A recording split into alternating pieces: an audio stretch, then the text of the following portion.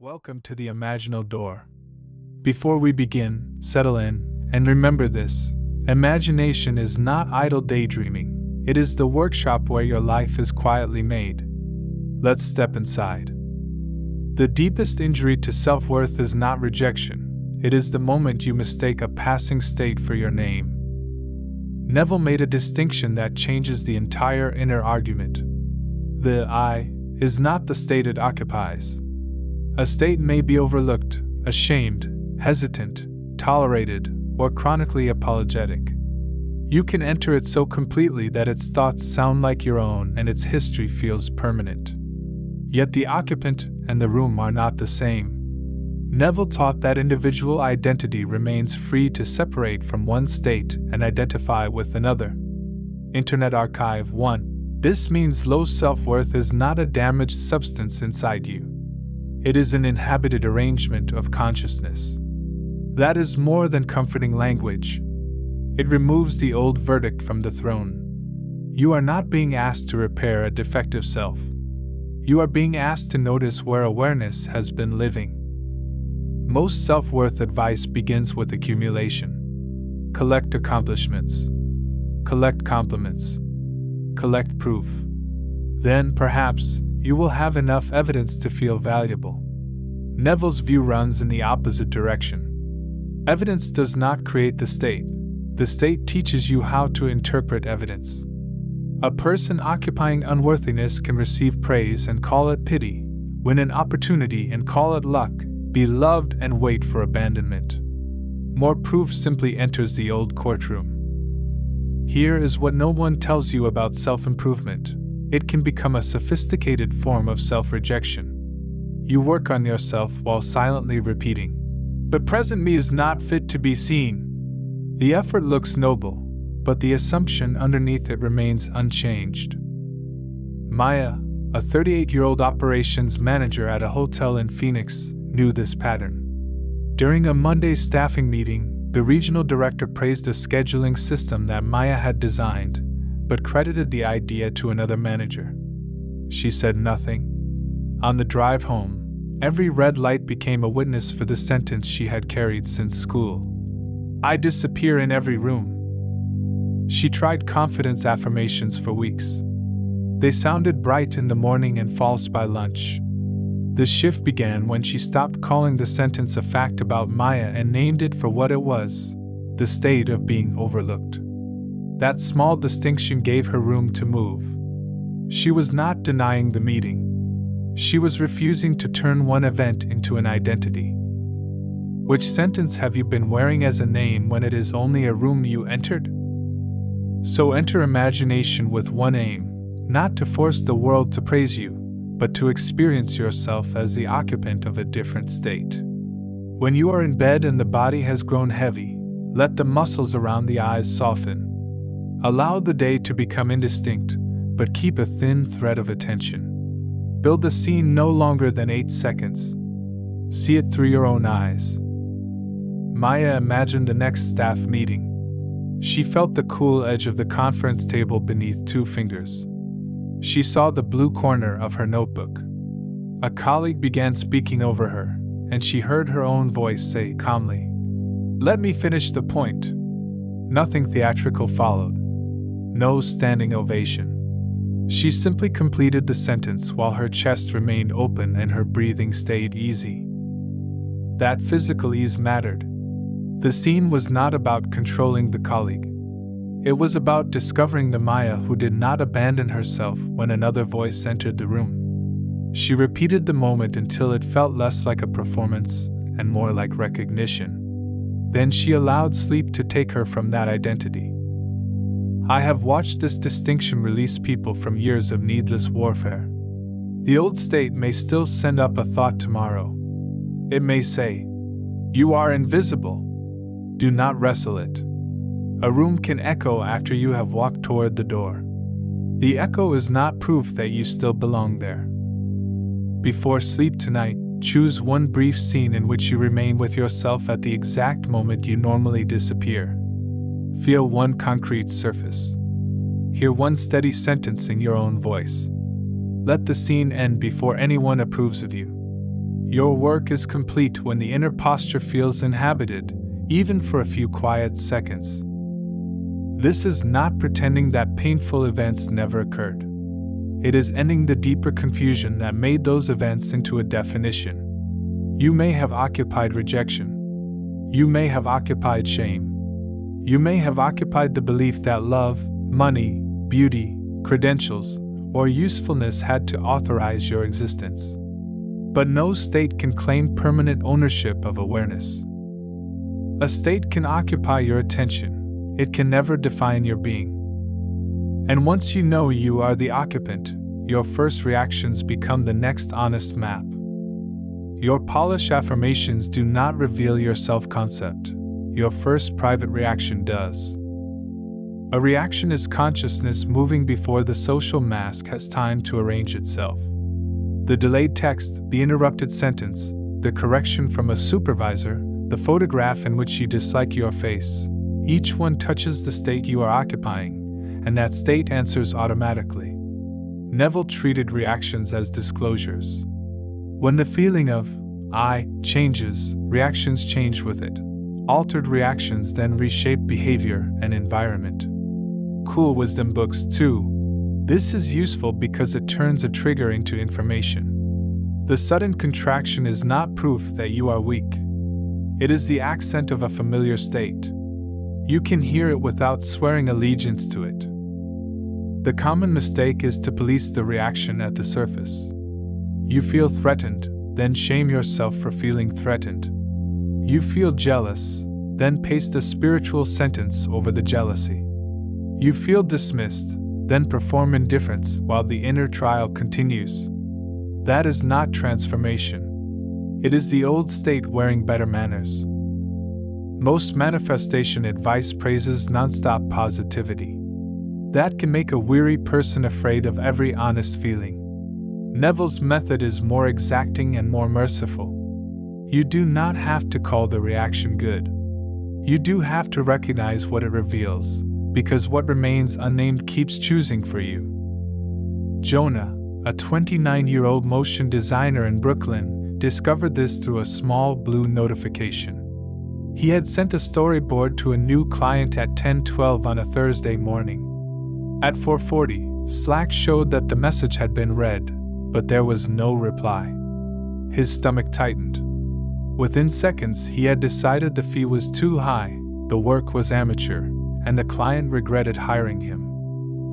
He repeated, "I am confident," while checking the channel every 3 minutes. The silence was not the real disturbance.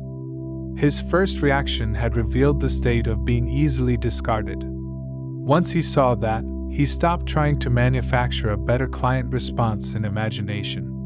He rehearsed a different Jonah at the point of contact. What ordinary trigger turns you instantly into the self who must earn permission to stay? Choose one trigger, not 10. Make it precise. Perhaps it is seeing someone else praised, hearing, "Can we talk?" or noticing that a message has gone unanswered. At night, when you are physically still and drowsiness has softened the edges of the room, imagine the first 3 seconds after that trigger occurs again. Do not revise the old event. Create the next encounter. Jonah felt the warm phone in his palm. He saw the small unread channel. Then he felt his thumb press the side button, watched the screen go black, and placed the phone face down beside his keyboard. He heard the low hum of the radiator and returned his hand to the stylus. The essential sensation was not triumph. It was continuity. His sense of self continued even when the outside world paused. Keep the scene short enough that the new response remains clean. If you had a long speech, an apology from the other person, or a dramatic victory, you may quietly return to needing the world to repair you. Rehearse the inner reflex, shoulders loose, breath unhurried, attention still yours. Let the body feel what it is like not to convert ambiguity into self-accusation. Here is the counterintuitive part. You are not trying to become untriggerable. That goal is another form of fear. You are cultivating a state whose first interpretation is no longer hostile to you. A secure self may still prefer an answer. It simply does not use the delay as evidence of personal disposability. I have seen people wait for confidence before they practice a new reaction. The order is reversed.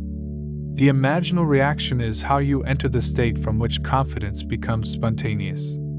At first, the scene may feel chosen. With repetition, it begins to feel characteristic. At the edge of sleep this evening, rehearse one new first reaction 5 or 6 times.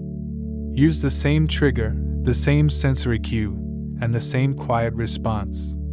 Stop when you feel even a small release from compulsion. Fall asleep, if you can, while that steadiness is still present. Tomorrow, the old reflex may appear quickly. Do not make its speed sacred. Habit is fast because it has been practiced, not because it is true. Notice it, remember the response you inhabited, and allow the new state another turn at the wheel. This is inner discipline without inner violence. Your reaction is a reading of your state, not a verdict on your worth. But a new reaction cannot be borrowed from a version of you whom you keep watching from a distance. A perfect movie of your confident self can leave you exactly where you started. Many people imagine beautifully and remain internally separate from the image. They see themselves entering the room, wearing the clothes, receiving respect, speaking with ease.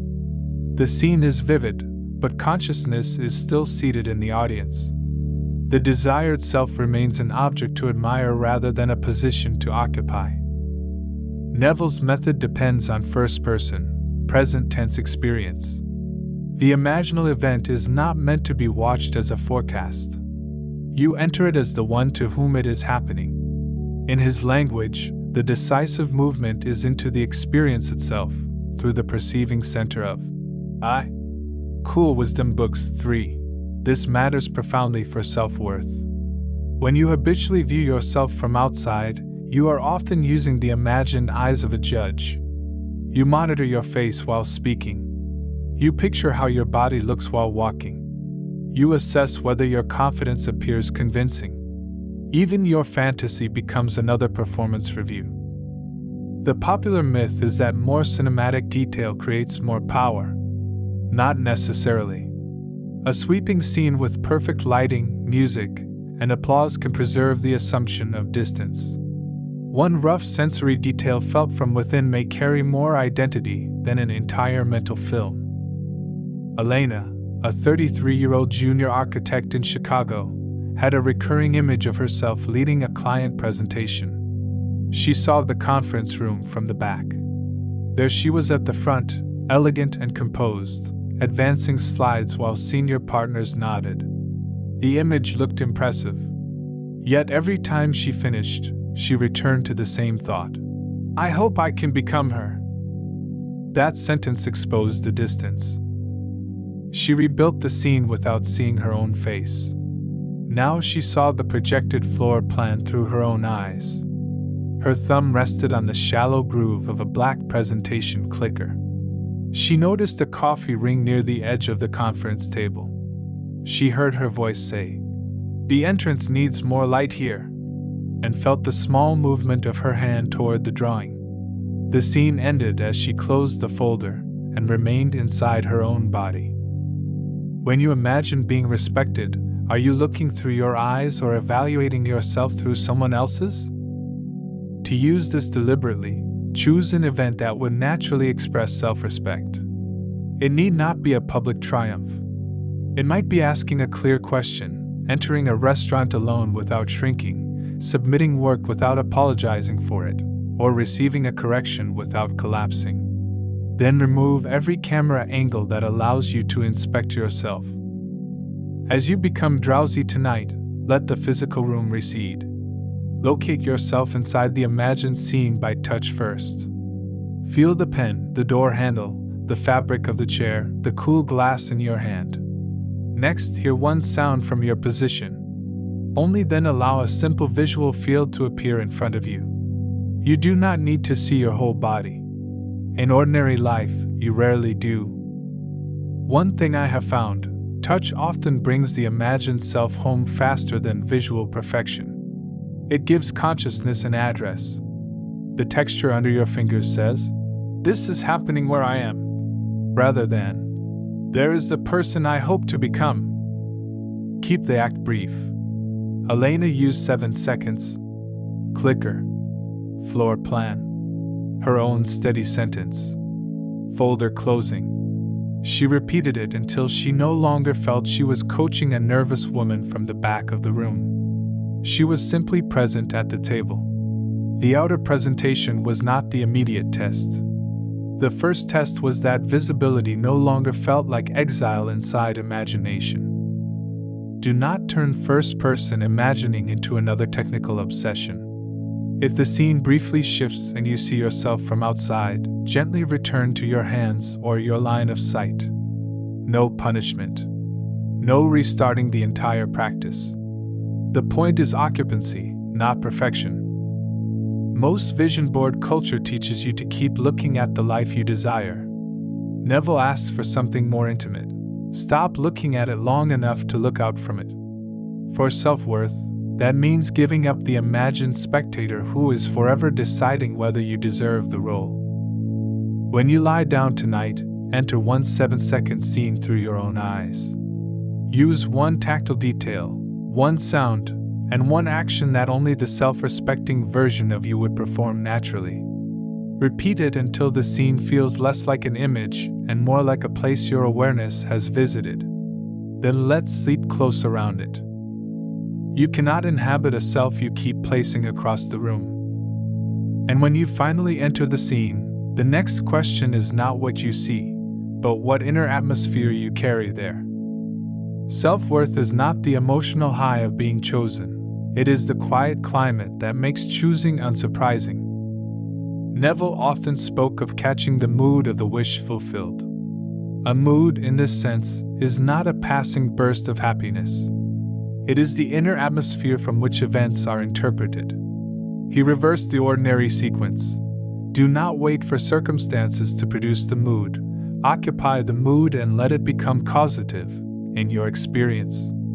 Cool wisdom books For self-worth, the desired mood is rarely excitement.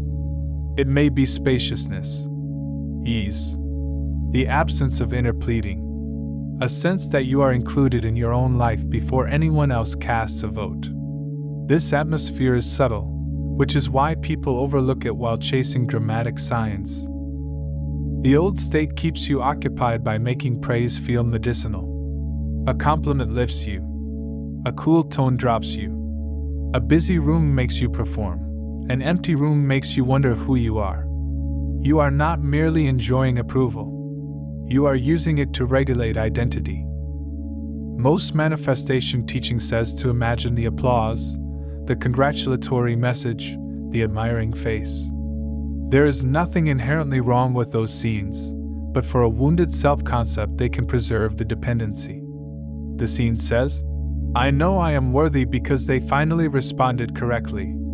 That is still outsourced authority. Andre, a 41-year-old saxophonist in New Orleans, understood this after a Saturday set on Frenchman Street.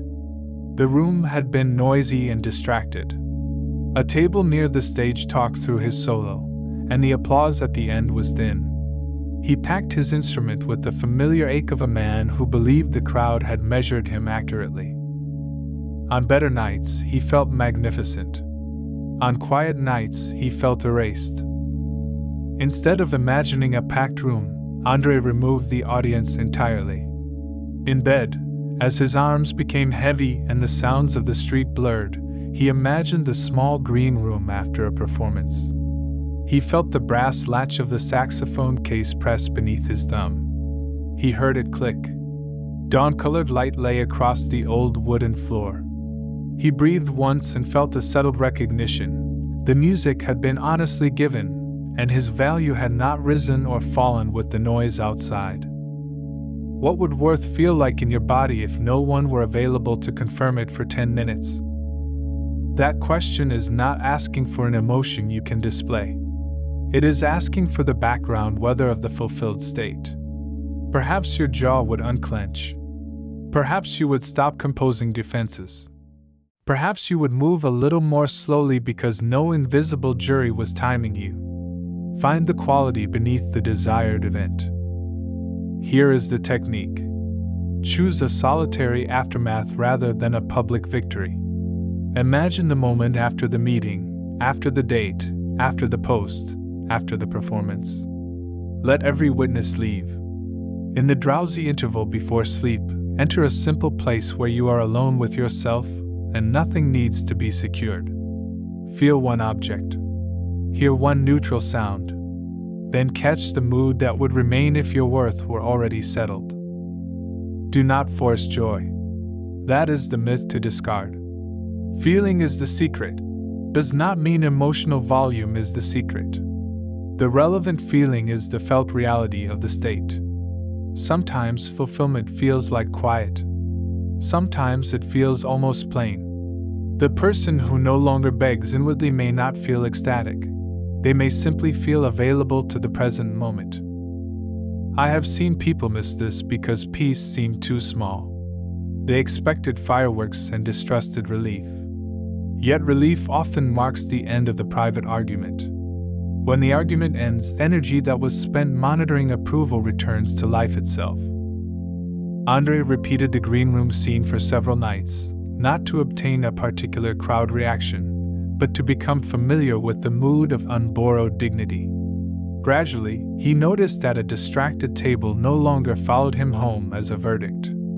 He could listen to useful feedback without turning it into a sentence against his being. Applause became an experience, not oxygen. As this day closes, create one witnessless scene. It might be closing your laptop, washing a cup, locking a studio door, or standing beside an open window after the day is done. Let the body become still. Enter the scene from within. Ask for no praise. Catch the mood of being at peace with your own presence, and allow sleep to come while that atmosphere surrounds you. Praise can visit you. It must never be the house you live in. But the mood cannot settle while you are trying to force yourself into it. Self-worth cannot be forced into consciousness by the same inner voice that keeps calling you deficient. Neville described a psychological principle of least action. Movement from one state to another occurs through assumption with attention minus strain. He warned that excessive effort can reverse the intended movement, because effort keeps announcing that the desired state is distant and difficult. Internet Archive 5. This is not an argument for passivity in life. It is an instruction about the inner act. You may take disciplined outer action, learn, repair, practice, and speak clearly. But when you enter imagination, you do not wrestle yourself into worth. You allow awareness to rest in the experience of being worthy. The old state loves turning spiritual practice into another performance. You repeat a sentence until your jaw aches. You search your body for the correct emotion. You judge each session as strong or weak. Then you conclude that you failed to imagine properly, which gives unworthiness fresh evidence to use against you. Most advice treats willpower as proof of commitment. Neville's law of reverse effort challenges that assumption. If you are mentally shouting, "I am secure," while inwardly straining against, "I am not," the struggle may keep the unwanted state central. Force does not remove the argument. It energizes both sides. Camille, a 36-year-old scheduling coordinator at a medical practice in Boston, knew the strain well. She was praised for being endlessly helpful and feared that a simple refusal would make her selfish. At night, she imagined saying no to extra shifts, but she performed the scene like an actor trying to win an award. Her shoulders tightened. She made her imagined voice unnaturally bold. After 10 minutes, she felt exhausted and less convincing than before. The shift came when she stopped trying to overpower herself. She lay still, allowed her hands to become heavy, and waited until the room felt far away but she could still direct attention. Then she imagined her phone lighting up beside a blue kettle. A message asked whether she could cover Saturday. She felt one gentle thumb movement and saw the words, "I won't be available." She did not manufacture courage. She simply let the action occur, as easily as turning a page. Where are you using strain as evidence that you are serious about becoming worthy? Notice the hidden bargain inside that strain. Perhaps you believe a painful practice is more sincere. Perhaps ease feels undeserved. Perhaps you think that if the scene comes gently, it cannot be changing anything. That belief belongs to a world in which worth must be purchased through labor. The imaginal technique is precise. First, condense the desired identity into one act. Do not create an entire day of confidence. Choose the hand placing the phone down after a clear answer, the voice giving one opinion, the body remaining seated after receiving praise. Second, become physically still. Let the face, shoulders, hands, and legs release their unnecessary effort. Third, allow the act to repeat with the least pressure possible. If attention wanders, return without irritation. Irritation is merely more effort wearing the clothes of discipline. Feel one sensory detail and let it fascinate you lightly. Camille used the smooth kettle handle and the small click of the phone touching the counter. Those details held her attention better than a shouted affirmation. From watching people overwork the inner world, I have learned that they often confuse intensity with acceptance. Acceptance can be quiet enough to miss. It may arrive as a simple moment when the scene no longer feels like a debate. You are not forcing the worthy self to appear. For a few seconds, you have stopped forcing the unworthy self to remain. Do not make relaxation another test.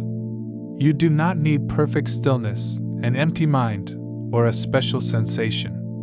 Minimum effort means using no more force than the act requires. If the image is faint but the inner action is clear, continue gently.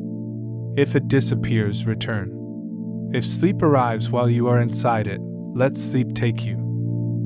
In tonight's drowsy interval, perform one act of dignity with attention minus strain. Keep it under 8 seconds.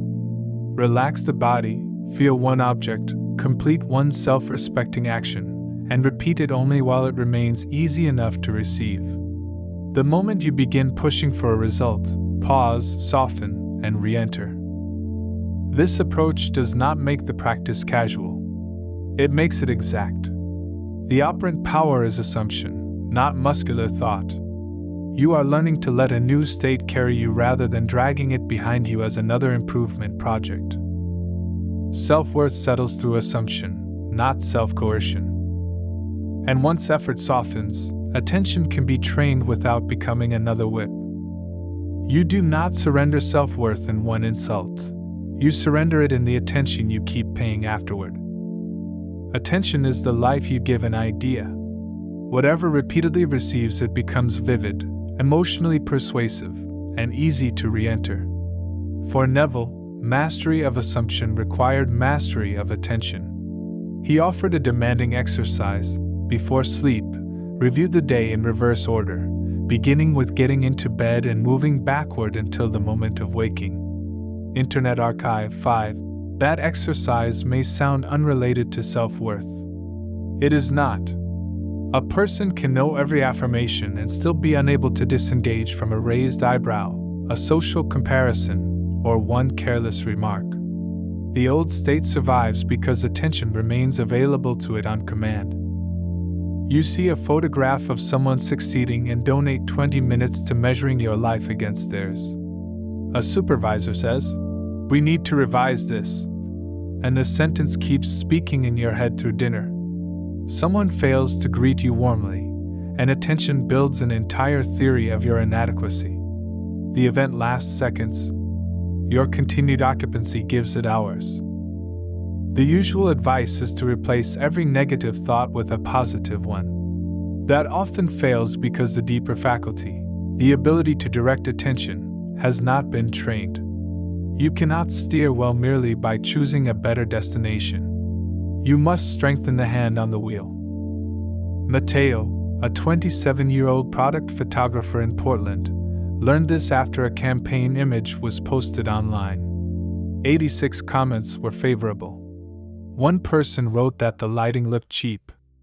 Matteo read that line at 6:18 in the evening and was still composing silent defenses at 11:30. The comment had become more real than the work, the room, and the person sitting beside him at dinner. He tried telling himself not to care. That command only kept the comment centered. So he practiced Neville's reverse review, not as a way to rewrite the day, but as a discipline of movement. Lying in bed, he felt the pillow beneath his head and recalled pulling up the blanket. Then he moved backward, placing the glass on the nightstand, brushing his teeth, closing the kitchen window, washing the dinner plate, walking upstairs, locking the car. He treated each event as a brief sensory station and refused to linger. Where does your attention go the moment your worth feels threatened, and who taught it to stay there? Tonight, wait until you are comfortable and close to sleep but still able to choose the next image. Begin with the action you have just completed. Feel it for a second or two. Then move to the action before it. Keep traveling backward. If you lose the sequence, return to the last event you clearly remember and continue. Do not analyze whether the day was good. Do not improve any scene. This is training, not judgment. The counterintuitive rule is that accuracy matters less than voluntary movement. You are teaching attention that it can leave an emotionally charged event without resolving, defeating, or explaining it. That capacity is central to self-worth. A secure state does not require every external impression to be favorable before consciousness is free. When Matteo reached the online comment in his backward review, he did not argue with it. He saw his thumb scrolling, then moved to the previous event, adjusting a reflector in the studio, hearing the clamp click, watching afternoon light strike the product. The comment lost its privileged position. It became one frame among many. I have seen this exercise humble people who considered themselves excellent visualizers. Their attention could create a beautiful scene, but it could not obey a simple sequence. That is not failure. It is an honest measurement of the faculty being developed. After you reach the morning, let one final image arise before sleep, tomorrow's first act of self-possession. Perhaps your feet touch the floor and you stand without reaching immediately for the phone. Perhaps you open the curtain and feel that the day does not begin with a verdict. Keep that closing image brief. Then sleep. Do this tonight as one continuous practice, the day backward, followed by one quiet image of directed attention in the morning. You are not trying to become indifferent to life. You are becoming selective about what receives the creative privilege of sustained awareness. Most people call attention passive, as though it merely lands where events place it. Neville treated it as an instrument. When it is untrained, every comparison can play it. When it is disciplined, you can notice pain without building a home inside it. What you can direct, you no longer have to obey. And once attention can move, you can place the approval-seeking self where it belongs, in the past. The old self survives because you keep speaking of it in the present tense. Neville's "I remember when" method uses implication rather than force. To remember a condition is to stand, imaginatively, at a point from which that condition has already passed. The phrase does not argue with the old state. It changes your temporal position relative to it. Neville taught that saying, "I remember when," naturally implies that what follows is no longer your present reality. Cool Wisdom Book 6. This is especially potent for self-worth because wounded identities are maintained through current tense storytelling. I am still the one people overlook. I always need reassurance. I have never been able to speak up.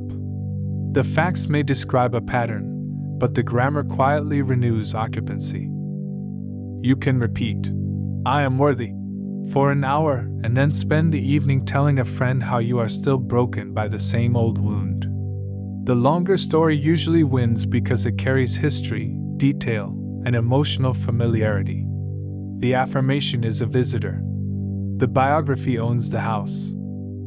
Most people use "I remember when" as a disguised complaint.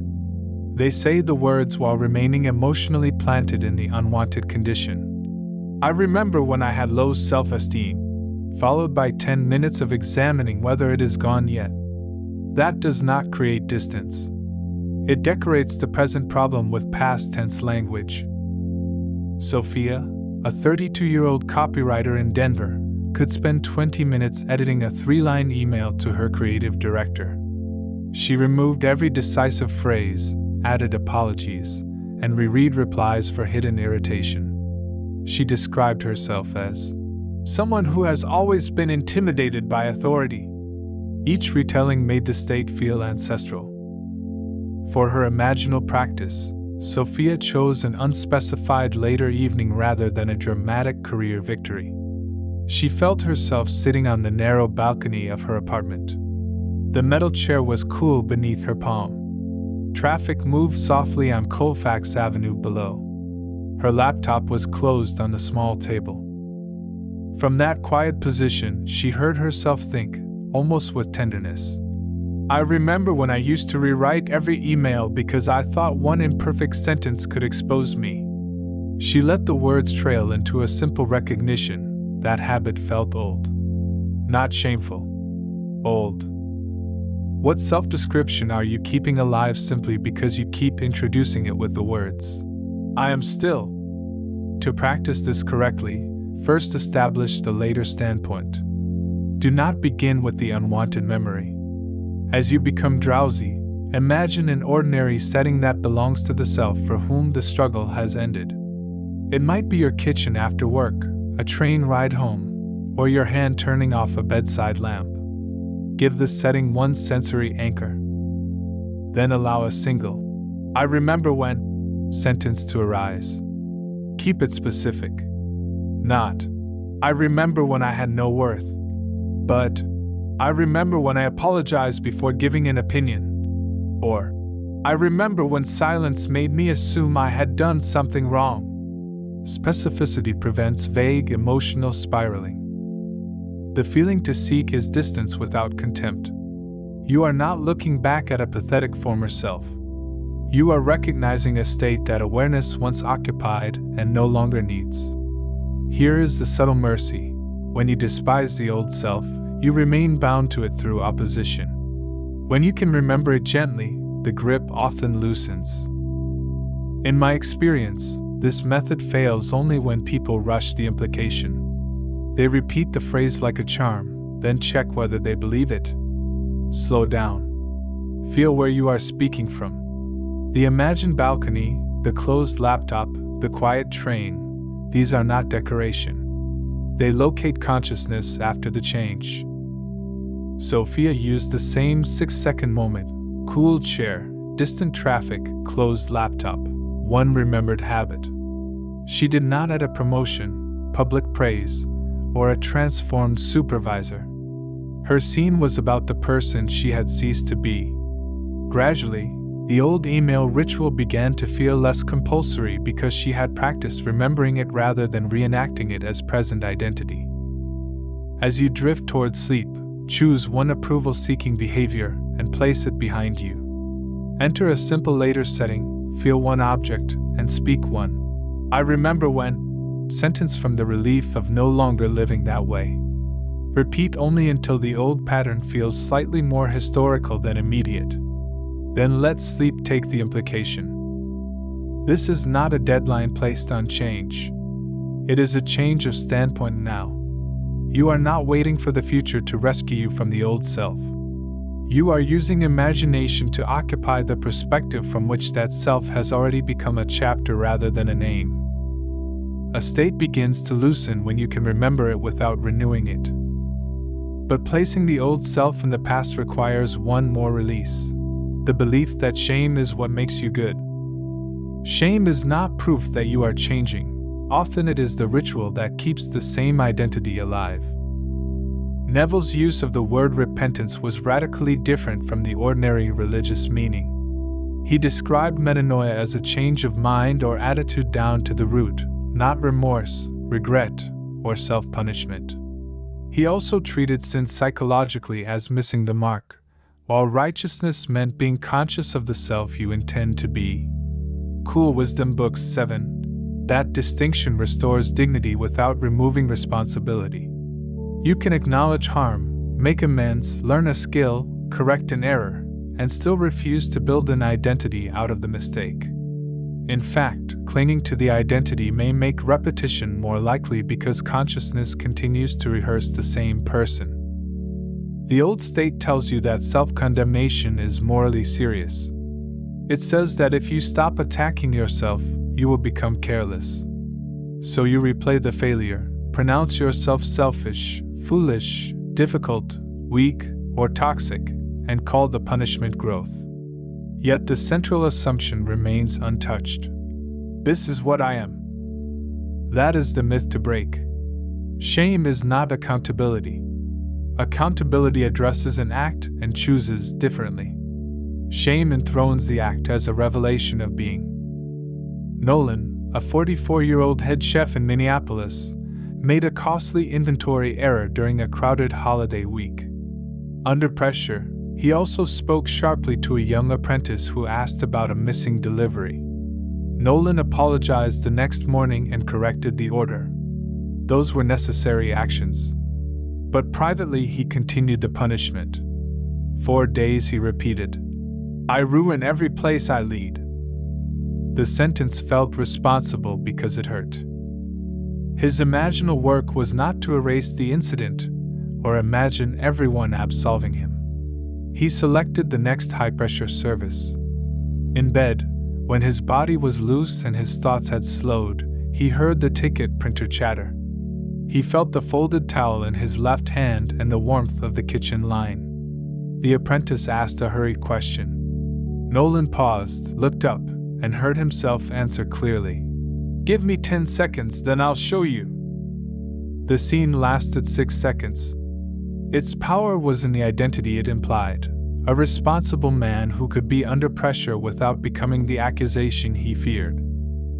Are you trying to become better, or are you trying to prove that the old accusation against you is deserved? Use that question honestly. If a practical correction is needed, make it in waking life. Neville's work is not a substitute for apology, repair, training, or ethical action. It addresses the consciousness from which the next action will arise. After the correction, stop confusing continued self-hatred with continued responsibility. For the imaginal technique, choose a future situation similar enough to activate the old label. If you call yourself weak because you froze in conflict, imagine the next conversation and feel yourself remain present. If you call yourself selfish because you set a boundary badly, imagine stating one clearly and kindly. If you call yourself incompetent after an error, imagine meeting the next complex task with patient attention. Enter the scene near sleep, when physical effort is low. Use first-person sensation. Let the old trigger appear, but do not make it enormous. Then perform one action from the changed mind. The feeling to accept is not innocence in the childish sense of never having erred. It is freedom from identification with the error. Again and again, I have seen people surrender a desired future before they surrender the right to prosecute themselves. The prosecution feels familiar, and familiarity impersonates truth. Real repentance asks for something more courageous than pain. It asks you to become different inwardly. Nolan repeated his kitchen scene until the calmer response felt available rather than theatrical. He did not use the practice to deny consequences. He used it to stop carrying "I ruin every place I lead" into the next service as an instruction. The old incident became information. It ceased to be a name. When the house is quiet tonight, take one shame label and refuse to visualize its opposite as a grand performance. Build one future counterexample. Feel the actual setting, hear the familiar pressure, and enact one clean response from the person you choose to be. Let the scene end immediately after that response. Sleep in the changed attitude, not in a plea for acquittal. Self-worth does not require the fantasy that you have never missed the mark. It requires knowing that the one who missed it is still free to move. Consciousness is not purified by endless accusation. It is redirected by a new assumption made real within. Repentance changes the mind. Shame merely worships the mistake. And when shame no longer sets the terms, worth can finally become the premise rather than the reward. Nothing you achieve can permanently give you what you insist on withholding until you achieve it. Neville placed the concept of self before the visible expression. The outer accomplishment is an effect. The inner claim of being is the generative position. His instruction was to withdraw attention from the present conception of yourself and claim the ideal as what you are now, not as a status postponed to time. Cool Wisdom Books 8. For self-worth, this reverses a bargain that may have governed your entire life. You promise yourself dignity after the promotion, rest after the debt is gone, confidence after the body changes, legitimacy after the degree, belonging after someone commits. The future achievement becomes a gatekeeper standing between you and your own permission to exist fully. The trap is that an unworthy self can acquire impressive things without surrendering unworthiness. It may call the promotion a mistake, the degree insufficient, the relationship fragile, the compliment uninformed. Achievement does not overrule the state from which it is interpreted.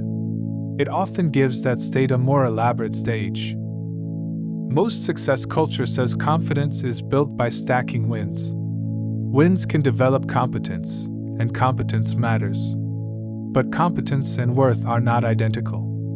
If you make performance the source of worth, every difficult day becomes an existential threat. You are no longer doing the work. You are asking the work to decide whether you may stand upright. Leah, a 30-year-old doctoral candidate in Toronto, had tied legitimacy to the moment a committee would approve her dissertation. A set of dense reviewer notes arrived on a rainy Tuesday. The first page contained the phrase, "Substantial conceptual clarification required." Before reading the details, she felt exposed. She did not think, "This chapter needs work." She thought, "They have finally discovered I am not a real scholar." Her first imaginal scenes involved graduation robes and applause. They were pleasant, but they left the present Leah waiting outside worthiness. So she removed the trophy. Near sleep, Leah imagined an ordinary afternoon at her desk. She saw a printed page with a paragraph circled in pencil. She felt the warm ceramic edge of a green mug. She read a demanding comment, breathed, and wrote one clear note in the margin. Define this before section 3. Then she returned to the paragraph with interest rather than humiliation. The scene implied a scholar whose identity was not granted or revoked by one evaluation. What are you demanding from the future before you will permit yourself to stand upright in the present? Your answer points directly to the condition you have placed on worth. Do not rush to deny the desire. You may still want the position, the income, the finished work, the partnership, or the recognition. Neville did not teach indifference to desire. The correction is causal. The desired result must cease being the source of the self who pursues it. To practice this, strip the ceremonial ending from your imaginal act. Find a scene in the middle of ordinary life where the desired identity would reveal itself without applause. The respected professional reads feedback without becoming small. The securely loved person spends an evening alone without inventing abandonment. The prosperous person reviews a practical decision without letting a number define personal value. The worthy self meets imperfection and remains whole. As the body becomes drowsy tonight, enter one such scene. Let a neutral or mildly challenging detail appear. This is important. You are not imagining a world in which nothing ever tests you. You are imagining the self for whom a test is not a trial of existence. Feel one object, take one calm action, and notice the absence of inward bargaining. Here is my editorial caution. Do not turn this into a demand that you feel invulnerable. Worth does not mean numbness. Leah could feel disappointed by a difficult review and still refuse the conclusion that disappointment had exposed her as fraudulent. The new state allowed feeling without identity collapse. Repeat the scene until the action feels like an expression of who you are, not a strategy for earning who you hope to be. Then let sleep come. The point is not to convince an outer committee. It is to stop appointing every committee, customer, date, mirror, and bank statement as the author of your being. At bedtime, imagine one imperfect moment handled by the self who already grants their own legitimacy. Keep the scene under 10 seconds. No award. No rescue. No final proof. Just a person meeting life without putting worth on the bargaining table. When being comes first, action becomes cleaner.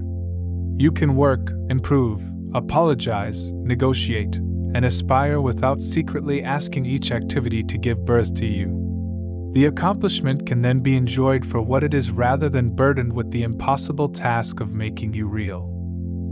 Worth is the cause you carry into action, not the trophy action brings home. And the last discipline is to become inwardly persuaded enough that the old bargain no longer sounds authoritative. The final test is not whether the world applauds tomorrow, it is whether the old verdict still sounds believable tonight. Neville did not ask for borrowed belief. He asked for inner conviction. You create an imaginal act that implies fulfillment, and dwell in it until you are self-persuaded of its reality. The stable, habitual state, not the occasional elevated moment, defines the transformation. Internet Archive 9. This is the necessary end of a self-worth practice. You have separated identity from state. You have read your reactions, entered scenes through your own eyes, caught the mood, released force, trained attention, placed the old self in the past, relinquished shame, and made worth the premise. Now the work must become yours. The old pattern survives through outsourced authority. You collect teachers, techniques, tarot pulls, comments, signs, and success stories. Each one gives temporary permission to believe. Then a quiet day arrives, evidence is ambiguous, and the permission expires. You search again because the authority never moved inside. The myth is that self-persuasion means forcing certainty, or repeating a scene hundreds of times. Force usually reveals that you are arguing with the state you still consider more real. True persuasion is quieter. The imaginal act gathers the tones of reality, becomes familiar, and begins to influence what feels plausible about you. Amina, a 42-year-old project coordinator in Atlanta, had spent years as the reliable fixer in her family. She arranged airport pickups, paid deposits, mediated arguments, and accepted requests before checking her own capacity. She did not merely help. She assumed usefulness was the price of inclusion. For her final scene, she chose Sunday lunch at her sister's house. Nothing dramatic. She felt the cool handle of a fork in her right hand and saw a slice of peach pie on a white plate. Her sister asked, "Can you handle the reunion deposits this year?" Amina heard herself answer, "Not this time." Then someone passed the coffee, and the conversation continued. The crucial moment was not the refusal. It was the absence of an inner courtroom. She remained seated, included, and at ease. She did not imagine forcing her sister to approve. She inhabited the self for whom a boundary did not mean banishment. What would you stop checking if you were already persuaded that your place in life was not under review? Your answer reveals the external instrument you have been using to measure an inner fact. Perhaps you would stop rereading the message, checking the account of likes, studying someone's tone, comparing timelines, or asking whether the scene worked. Self-persuasion does not make you careless.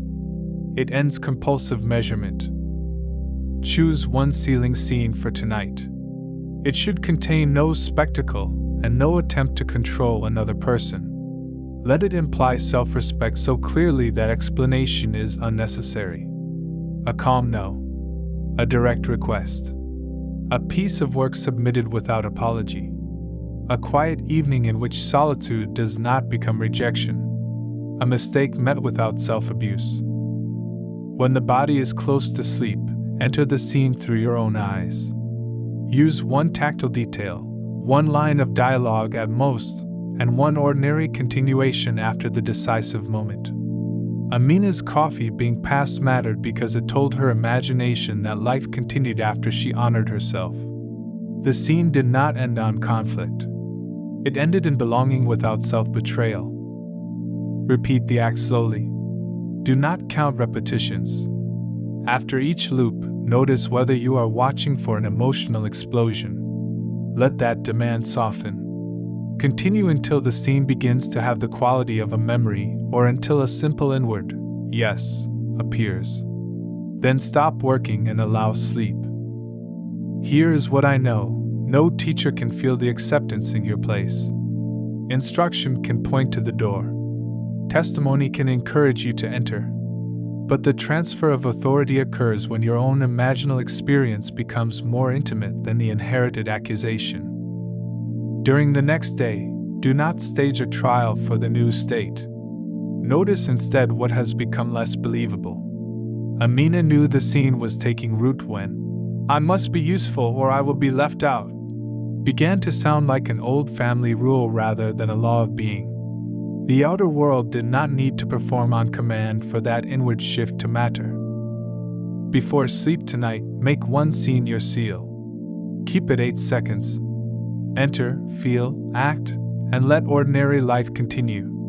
Repeat until you are no longer asking the scene to prove your worth and are simply experiencing the self who does not dispute it. This is unshakable self-worth in Neville's sense. Not a permanent emotional high. Not immunity from criticism. Not superiority. It is a stable assumption of being that allows you to meet praise, correction, desire, solitude, success, and uncertainty without handing any of them the authority to name you. You do not become worthy. You become unavailable to the assumption that you are not.